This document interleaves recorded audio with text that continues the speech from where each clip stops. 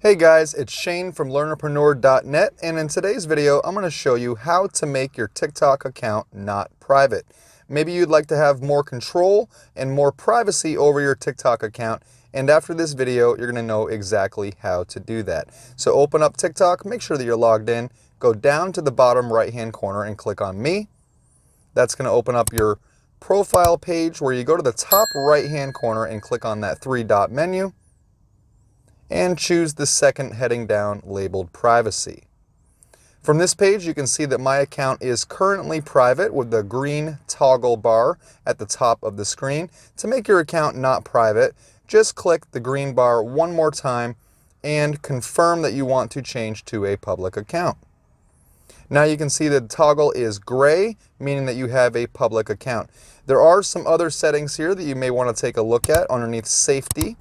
But that is pretty much it for making your TikTok account not private. I hope this video helped you on how to make your TikTok account not private. If it did, smash like and visit us at learnerpreneur.net.